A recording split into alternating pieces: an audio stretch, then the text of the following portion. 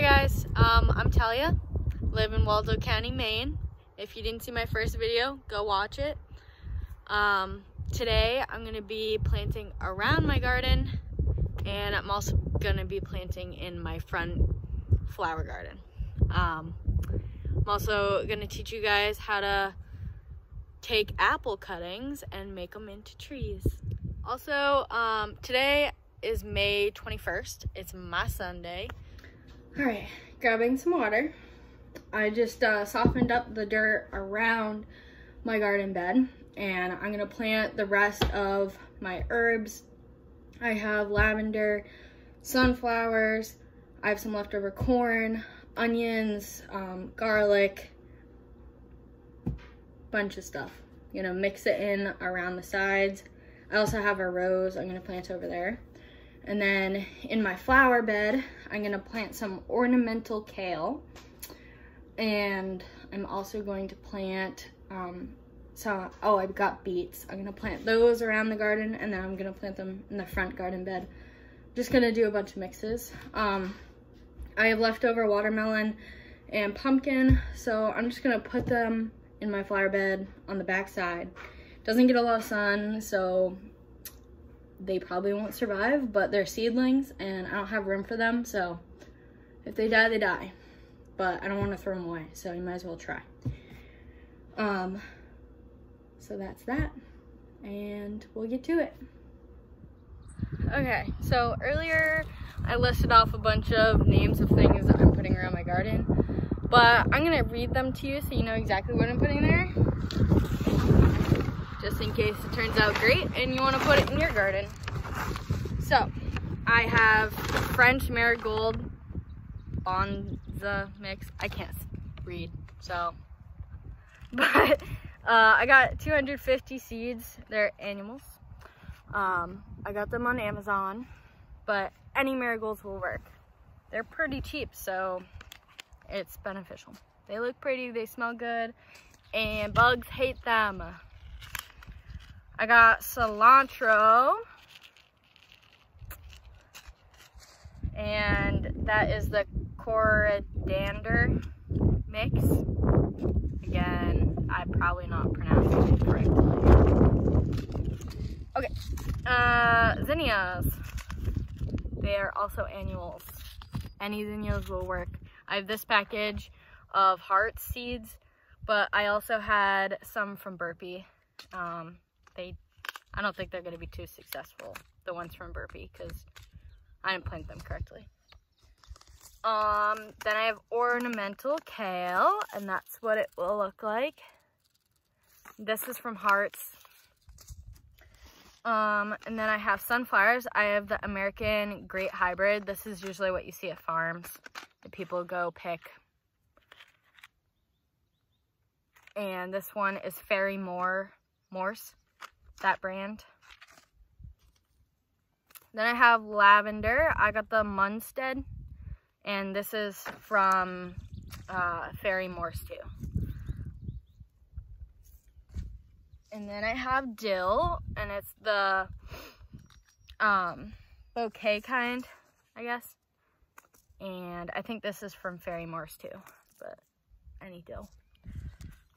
Carrots, I have Burpee. I also have American somewhere, but these are the Danvers 126. Then I have some more sunflowers. These are the Evening Sun, also from Fairy Morse. These are supposed to be like orange. Then I have sweet corn, and this one's a hybrid. I tore off the top, so I don't know what kind of hybrid, but they're from American Seed. Then I got, so at like hardware stores, sometimes they'll have buckets of, onion and garlic and beets and whatever, usually beans, and you can just put it in a little package. So these are beets, these tiny little things, but I don't know what kind of beets. I think they're supposed to be red lush beets or something. Oh, there's a black fly in my mouth. Okay, and then garlic. And Wyatt wanted to know how I do garlic and onion, so I'll show you. well, onion's a little different, but garlic, you know how it comes all together in like a bush, and then when you cook, you peel it apart into these little things? That's what you do when you're gardening too, but don't use the stuff from the store unless it's organic. You can use organic, I believe. That's what my grandmother said. But I got these at the store too, in the seed section. And it comes in a bunch, and then you pull them apart and you have these little sections, and then you plant it with this down, because that's where it did root when it was a bush. These are picked.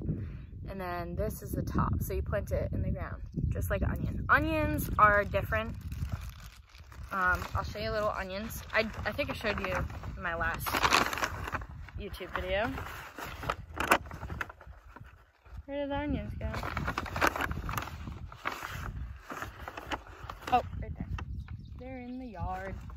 Okay, so they look similar. These, I believe, they get in the roots of the onion itself. Will have the big onion on top with the chives, and then in the ground they'll have these little things. I believe that's how they get these, but the little roots on the bottom and the top, it looks just like the garlic, and you plant these in the ground. And this rose bush, I got this rose at Hannaford's. Wyatt bought it for me. I'm gonna plant it outside and see how it does, and I'm gonna try and mulch around it because these need to stay pretty wet, but really not sure if this is an outside rose bush, so we shall see.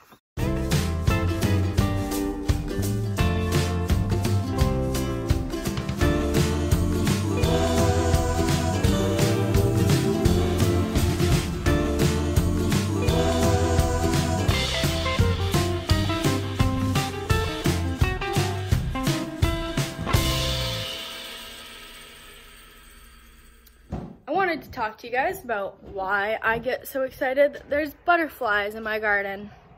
They're pretty, yes, but why do gardeners and farmers get excited about butterflies? And bees is pretty obvious, right? Everybody knows bees are pollinators, but butterflies are also pollinators. There's many types of flies that pollinate, and butterflies are one of them. And they don't just pollinate flowers. That's a misconception. A lot of vegetables flower too, so they will pollinate your flowers and your vegetables.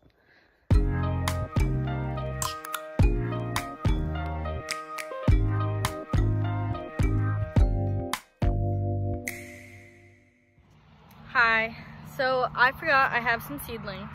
I have some cosmos. I think I have 3 cosmos. There's 2 in one of them. And then I have some wildflowers that I forgot about.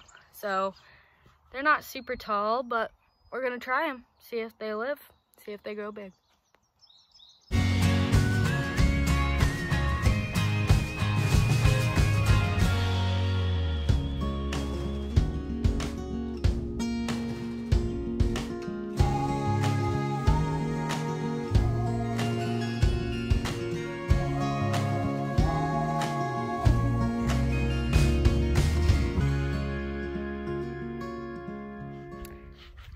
I don't know if you also knew this, but hummingbirds are huge pollinators. That is why I have a hummingbird feeder in my garden. I also have a bird feeder in my garden. Why would I do that? Doesn't that bring birds to your garden? Yes, but it also gives them a food source so they don't eat all of your garden. If they have bird seed, they'll eat the bird seed because it's easier than eating all of your fruits, vegetables, and sunflowers and all that. So that's why I have these 2.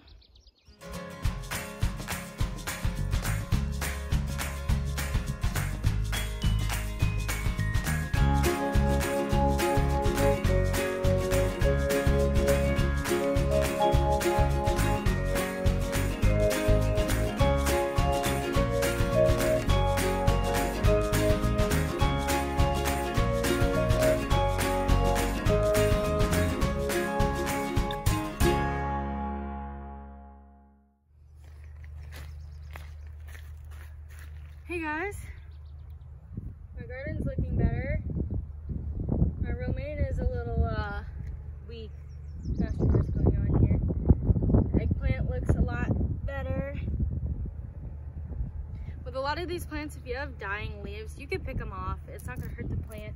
You just can't pick all the leaves off because then it doesn't have anything for photosynthesis. So over here, I did a bunch of mixes. I put my cosmos. I don't know if they're gonna live. They look a little terrible. Then I did some lavender, marigold on the corner. I did some garlic. Then I did my wildflowers. Then a ton of zinnias here. I did a row of carrots, I think. Some beets, cilantro, some more zinnias, some lavender on the corner, some marigolds over here. Then I did beets and carrots. Yep.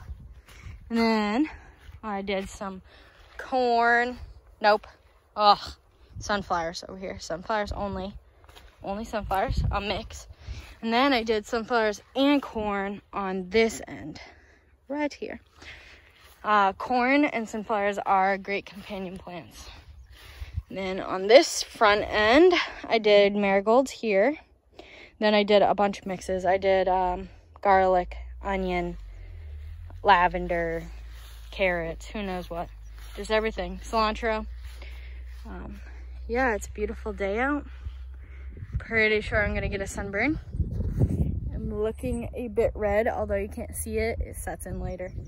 I'm gonna go grab some more water and do the front garden. So I wanted to talk about pest management and what to use that is natural when you have a pest problem in your garden. I know I already talked about birds a little bit and hummingbirds, but hummingbirds eat insects. They don't just eat nectar. Dragonflies, they eat insects. Ladybugs, they eat insects. Ladybugs are also pollinators, and I didn't discuss that before. But also birds eat insects, so they might eat your crops, and that has to be a chance you're willing to take unless you put netting on it, which netting I'm not doing because if the birds want to eat my food, then they can. I mean, like, this isn't for me to live off primarily. If it was, then maybe this would be a different story. But also animals, we did put up a fence mostly because my dog would go in there and eat it, but also we have deer. The deer can jump that. I just don't think they're going to, but if rodents and stuff want to get in there, go for it, I guess. You know, it's not my entire food source, obviously. I didn't plant enough for that anyways, but for pest management, the best thing is allowing birds in your garden, allowing bugs in your garden. That's what I wanted to talk about.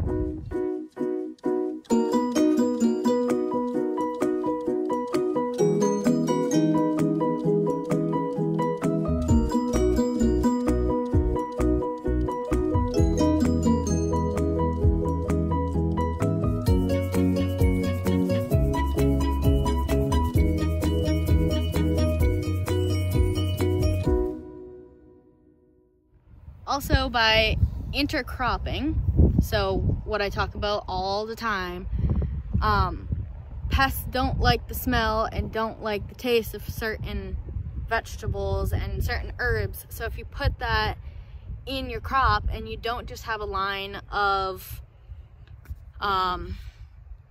squash is a big thing because you get squash bugs, or zucchini, you get a lot of bugs. Don't make a line of that. Put some stuff in between. Put onions in between. Put garlic in between. Any herbs, because bugs don't like the smell and they can't just jump from one plant to the next because they don't like the smell. So it makes it a little harder for them. I use fabric, and that can be bad for bugs because bugs can get trapped underneath the fabric and spread really easily. But that's why I mulch also, because the mulch keeps the fabric down tight on the ground and it traps moisture, and it's just all around natural way to go instead of using pest control pesticides. Yeah.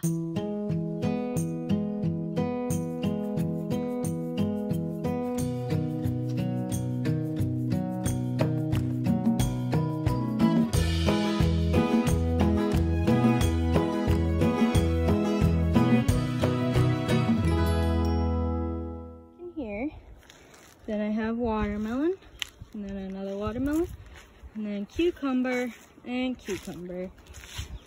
We shall see. I'm gonna be rerooting, but I'm gonna do apple and pear today. And if it's successful, I'll plant some at my camp, and any family and friends that want some, send me a message because I'll send them to you. So I'm gonna show you what I'm gonna be using. This is rooting powder. I don't know if you can see that. It's just a inoculant, I guess is what people use for a term. I don't know if that's something different, but you can buy this, it's like a fertilizer that helps root things better. So apple trees and spend less money at Home Depot. Wyatt likes that part.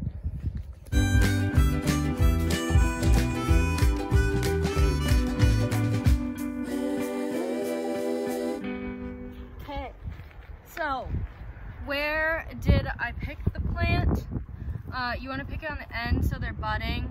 This is probably a little too mature, but what you're gonna do is you're gonna break off all these branches because these will probably turn into roots, hopefully.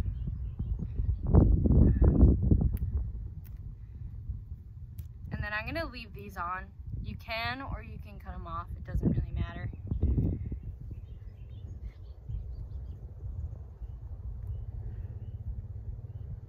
Wyatt stole my clippers and I don't know where he put them. So, using this. Okay, so they could be tall or a little bit shorter. I have watched a few videos and read about propagating, and you don't have to use rooting stuff. It just gives you a better chance of it working, potentially. So you're gonna dip it in there like that. I'm gonna cover that, and then you want to put it pretty deep so that at least one of these is under the soil, because that's gonna turn into a root. That may be a little tall. You can cut them shorter. I'll do the other ones shorter, but it's gonna be like that. So this one is a pear. I'm gonna do the same thing. I'm gonna take all these little things off. What it potentially does, I guess, is it allows it to have more energy to grow wider. Same idea as doing it on your vegetables. It puts less energy into making these things grow.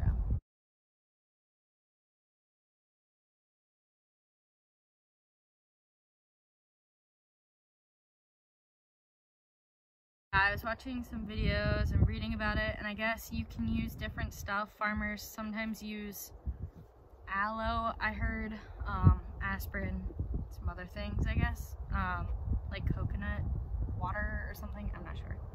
Honestly, I don't know. But this seems like the easiest way. I got this at the hardware store. It was like $6. Oh, no, I got it at Home Depot. Yeah, but you can get it at hardware stores because I saw it there too. Good. Message your friends and see who has apple trees, and I'm sure they would let you come prune them up. When they're young too, you're supposed to prune them on the bottom because it'll give them more energy to like get bigger. You're not really looking to harvest in your first few years of having the plant because you're probably not going to get much out of it. It's more so letting the tree get pretty big so that you can harvest in future years. Also, you don't want to take huge sticks because it starts to create a thicker bark. And you want to use these young ones that are about a year old or so because it gives it more of a chance, I guess. Yeah. To me, it's pretty cool that if you want to start a garden, you can do it all from one plant. And did I say a garden? I meant an orchard. I don't know if I said that or not, but yeah, I mean, I guess Wyatt knows some family friends that their entire orchard is built off of like 2 apple trees. They just keep propagating, and now they have huge orchards, so it's the cheapest way to go. So why not? Oh, they also say you can rip the bark off the bottom to give it kind of more of this hormone. I guess I'll try that in a few of them, but you don't have to. But if you do it, it just gives them more hormone. So.